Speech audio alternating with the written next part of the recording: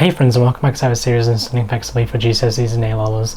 In the previous video, we learned about the basics of Anki in 15 minutes, and in the one before that, we learned about how we can learn new content for the first time and made flashcards on that content.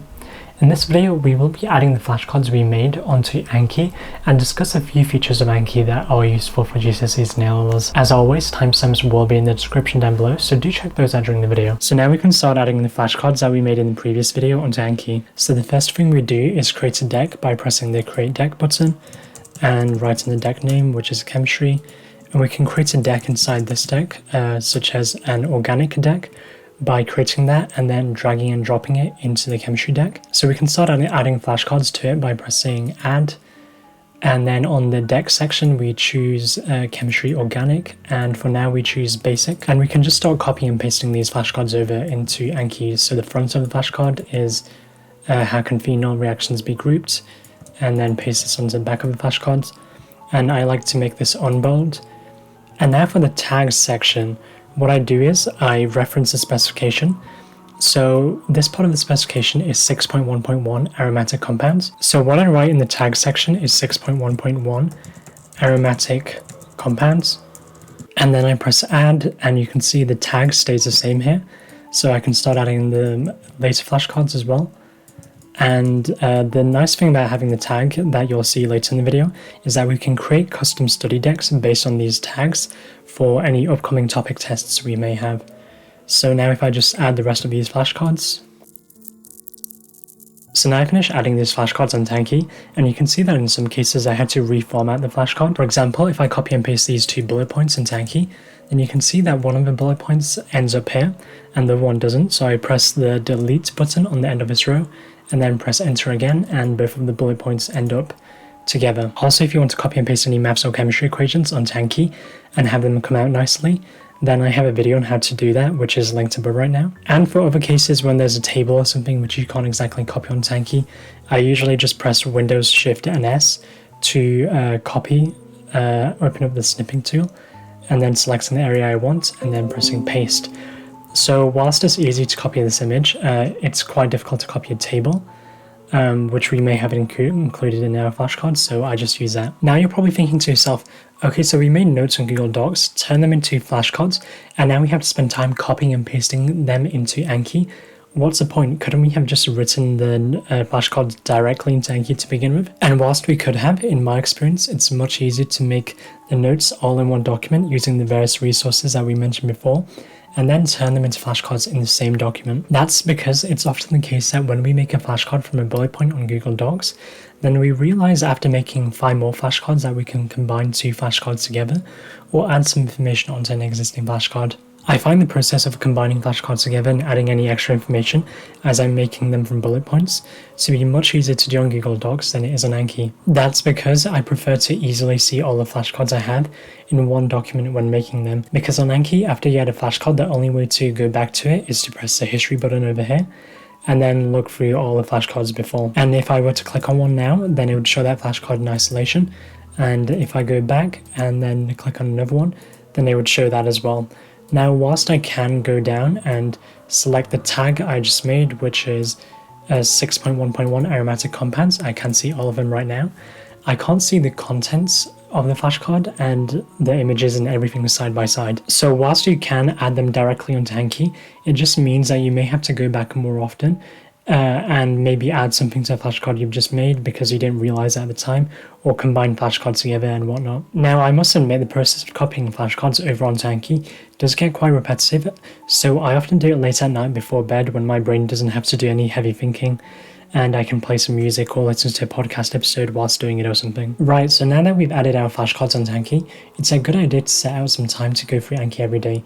Usually I went through Anki every day on the commute to and from school, which was about an hour in total on my phone. But how long you spend really depends on how many flashcards you have to do that day. Some days you may have to do around 80, which may take 10 to 30 minutes depending on how competent you are with them and how content heavy they are. And on other days you may have to do only 25. The variation between days will be especially noticeable for the first week or two after using Anki, but slowly the flashcards will balance themselves out as you get some right and others wrong. And whilst this may seem like a large time investment, It really isn't. Doing 10 minutes in the morning when having your breakfast, and maybe 10 more in the toilet on your phone, or maybe another 5 minutes when waiting for dinner, all of these times can add up throughout the day, and you can easily manage to do all your flashcards during the day. It is worth pointing out that if we add a lot of flashcards in on one day, then Anki will only show up to at most 20 new flashcards per deck per day. The idea they have is to not present you with too much information on one day, because they think it may overwhelm you and there's only so much new information you can remember each day. But if you find 20 to be too low, then you can override this default setting by clicking on the cogs of any deck and then going to options and then choosing options group default, and then where it says new cards per day, you can set that to maybe like 30 or something. And do remember that learning is a gradual process. It's not black and white in that one moment you don't know it and the next you do. When you see a flashcard, it may be difficult to recall the answer, but don't give up too easily, because if you manage to recall the answer, then your brain will strengthen those synapse connections for that piece of information, making it easier to recall the next time and the next time, the following time, and you'll get faster and faster at recalling it. In general, the more we're using our brains when learning this information through flashcards, the better it is. In other words, the more effort you put into recalling something, the easier it will be the next time. So try not to give up and look at the answer too soon. Try make an active effort to recall the information, and maybe if you can't recall it for about 30 seconds to a minute, then you should look onto the other side. If you can't recall the information and you make no effort to recall the information, and you just keep looking at the answer after maybe 5 or 10 seconds, then you won't learn as much. I also find it helpful to say the answer out loud or under my breath with my lips moving, because it also helps you to avoid you tricking yourself that you got the answer right. Also, as you gradually do more flashcards, you will find yourself becoming more confident with the material and being able to recall the things to do with the topic quickly in class and in exam questions. You may slowly find yourself building a mental model of the whole topic and how all the flashcards fit together, and occasionally, because the order is randomized, you may have 2 flashcards shown close together and discover links between them. Also, for flashcards involving proofs in maths or drawing chemical reactions or molecules, I usually find it helpful to use a scrap piece of paper and a pen when I'm going through the flashcards on a computer, or using the whiteboard feature on the Anki app on your phone. This helps me to sketch out the molecule or reaction or something, and then compare it with the actual flashcard to see how much I got right. So here I have all actual flashcards which I used during my A-levels. You can see that I have a lot of cards due because I'm no longer doing A-levels and don't need to go over these flashcards anymore. Although if you want to use them, then there is a link to download them in the description down below. So a nice thing we can do is create custom study decks by using the tags that we added onto the flashcards earlier in the video. So you can see all my physics flashcards are in a single deck. So if I go to the physics deck and press custom study, and then press study by card state or tag, and then choose all review cards in a random order, and press choose tags, and now select or require one or more of these tags. So let's say I have a topic test coming up on capacitance and electric fields. So if I scroll down and then select capacitance and hold the control button down and select electric fields, then it selects both of them, and I can press OK.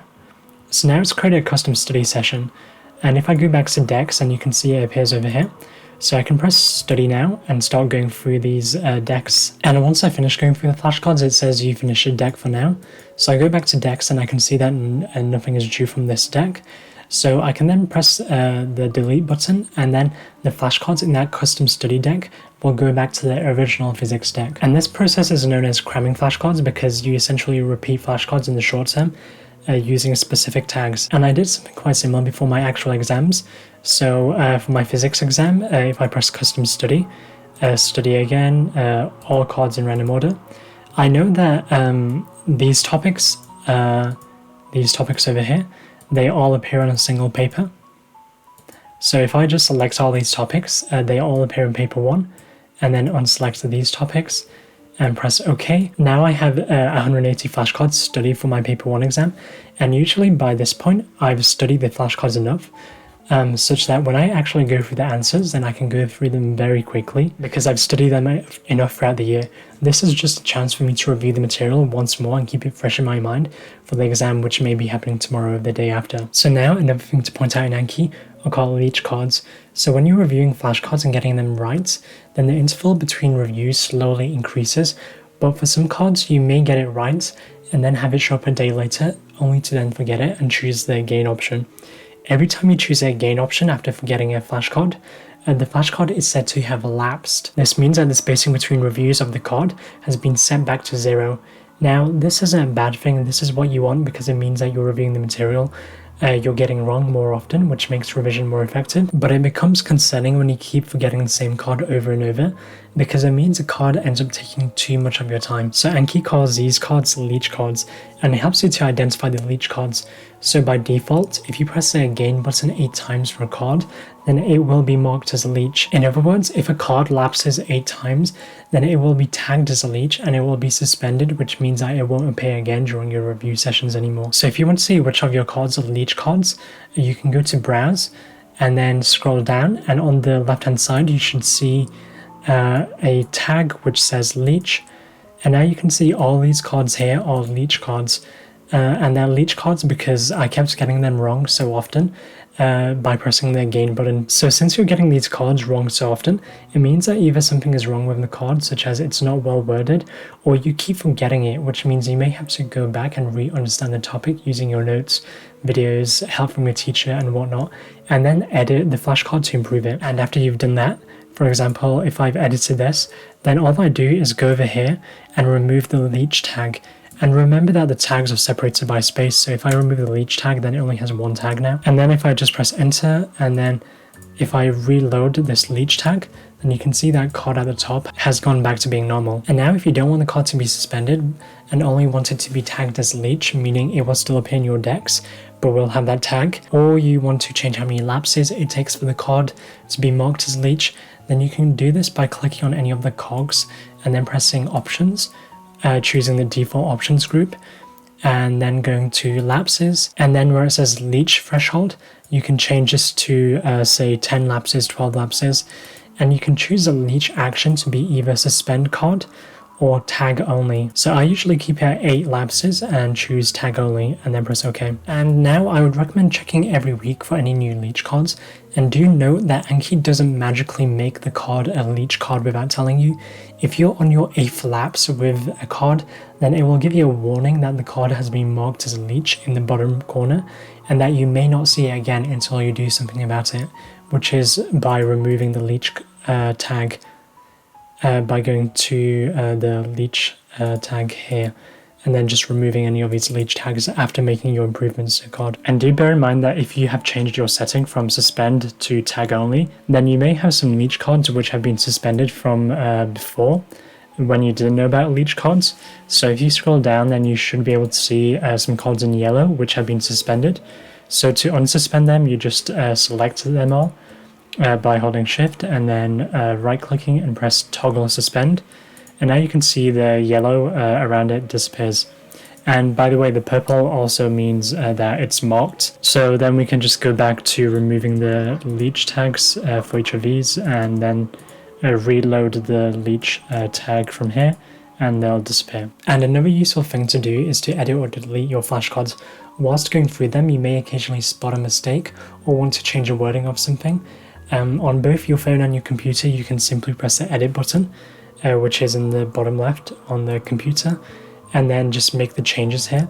So if I were to, I don't know, remove this full stop, press close, then you can see that that's now gone. Now the main time I edited my flashcards was as I did practice exam questions and past papers on the side. Whenever I do an exam question and mark it, then I would write down some of the keywords from the mark scheme on a separate piece of paper and then find out where my flashcard on that information is by going to browse and then filtering through tags and stuff, or by going to Google Doc, which I mentioned before because that's easy to find there. And then after finding the card, I reword it and I make certain things bold and underline them to remind me that that's what I'm going to have to mention to mark the flashcard as right when I'm going over it. And if I don't mention those keywords and I can't mark it as right for myself, now it does mean that you will get the existing question wrong the next time you review that material, but it also means that you will be using the words the mark scheme likes to use, and the examiner pretty much has to give you the mark in that case. And do remember that often mark schemes are similar for similar questions year by year. They may put a new spin on a question or put some new context on it, But if the question is similar to one you've already done, then you will know what keywords a mock scheme is looking for because it still looks for the same keywords. Also, if you do more and more past papers and exam questions, you will begin to get a sense of what information is useful and what isn't. When reviewing the flashcards, then I would often realize that there's too much unnecessary information here and edit it to remove it. And in some cases, when I'm convinced that there's no way they'll ever ask a question on that flashcard, then I would just delete the flashcard by going to more and then pressing delete note. But in this case, I've seen this question come up, so I'm not going to delete this, obviously. It is quite difficult to describe, but doing more exam questions and past papers gives you a feeling for what is useful and what isn't. So like I said in an earlier video, try not to get too worried about getting the level of detail just right. You can always trim down on any excess information, and for any information you may be missing, as you will find out through doing practice questions, you can just make a new flashcard on that piece of information. This also means that you shouldn't use tons of resources when making your flashcards and worrying about getting every single small piece of information on them. If that information is important, then it will come up on a previous exam question or something. And by doing enough questions, then you will encounter that piece of information. If it doesn't come up on any of them, but it does on your real exam, then most other people won't get that question right either, so it doesn't really make too much of a difference in grade boundaries. And after editing and deleting flashcards, you can always go back to Google Doc and edit and delete it here. But I didn't really bother because I knew my Anki flashcards, the ones I had on here, were going to be the latest version, and this didn't really matter too much in the end. Now, another nice feature I'd like to use is marking flashcards. The only time I tended to use this was when there was an issue with the flashcard. For example, if I think that the picture wasn't very good and I wanted to change it, but didn't have time to do it now or was using my phone, then I would make that into a marked flashcard by going to more and then pressing mark note.